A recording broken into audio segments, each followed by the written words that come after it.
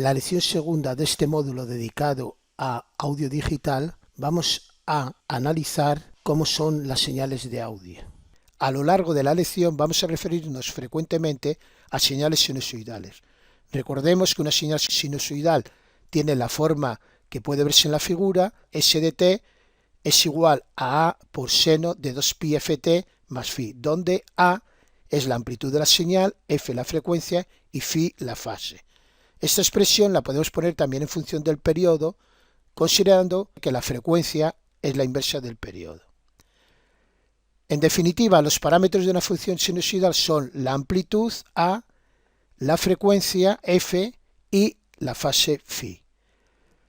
Por ejemplo, si nosotros tenemos una señal sinusoidal de amplitud 4 y frecuencia 5 Hz y una fase de 1,57 radianes, su expresión es la que aparece en esta expresión. Hemos representado gráficamente esta expresión en función del tiempo y tenemos la gráfica que estoy mostrando. Como ven, aquí aparece la amplitud, que es 4, el periodo, que es 0,2 segundos, y la fase, que es en el instante t igual a 0, aparece que la señal tiene de valor 4. Eso es debido al desfase introducido. Esta función también la podemos representar de otra manera. En el eje X denotamos frecuencias y en el eje Y amplitudes o fases. En el primer caso, para la frecuencia 5, que es la que estamos utilizando, tenemos una amplitud 4. Y en cuanto a la fase, para la frecuencia 5 tenemos una fase de 1,57 radianes. La función sinusoidal la podemos representar de tres formas. Una analítica, otra en función del tiempo y otra en función de la frecuencia. Esta forma de representación la llamamos el dominio del tiempo y esta otra forma, representación en el dominio de la frecuencia. Joseph Fourier, matemático y físico francés, demostró que cualquier señal variable en el tiempo puede considerarse como suma de señales sinusoidales que vamos a llamar armónicos, de distintas frecuencias, fases y amplitudes. Si una señal es periódica, las frecuencias de los armónicos son discretos, serían F0, 2F0, 3F0, 4F0, llamando a F0 frecuencia fundamental. Analíticamente podemos representar esta idea indicando que S de t es igual a un coeficiente a sub 0 más un sumatorio extendido de 1 a infinito de funciones sinusoidales, cada una con una amplitud, una frecuencia en f sub 0 y una fase f sub n. Los coeficientes a sub n y phi sub n los podemos obtener en función de la frecuencia nf0 y de la señal original S de t. Si la señal fuese aperiódica, dichas frecuencias no varían en forma discreta, sino en forma continua, y el sumatorio se convertiría en una integral en la forma que se indica en esta expresión. Aquí las amplitudes varían en función de la frecuencia de forma continua, así como lo hace también la fase. También podemos expresar esta señal en el dominio de la frecuencia. Hay una función o una representación que nos da la variación de las amplitudes en función de la frecuencia y, por supuesto, en función de la señal original en el dominio del tiempo. De la misma manera, podemos obtener las fases en función de la frecuencia.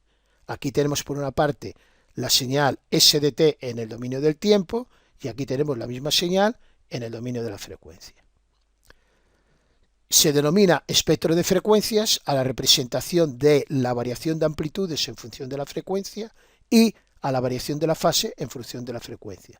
La misma información hay en la señal en función del tiempo, que denominamos dominio del tiempo, que en las representaciones en función de la frecuencia, que denominamos del dominio de la frecuencia. Y es fácil pasar del dominio del tiempo al dominio de la frecuencia o viceversa. Aquí tenemos la información en el dominio del tiempo de el vídeo completo, cuya primera parte han visto anteriormente.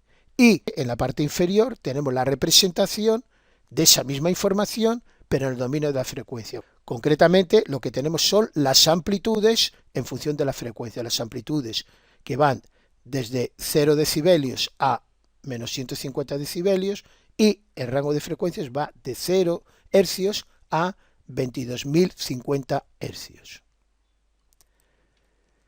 Un concepto importante que vamos a utilizar también en diversos momentos de esta lección es el concepto de ancho de banda. El ancho de banda de una señal es el rango de frecuencias que ocupa y se denota con la letra B mayúscula. Con frecuencia, ese rango ancho de banda se especifica en función de dos frecuencias de corte, FH, que es la frecuencia superior, y FL, la inferior.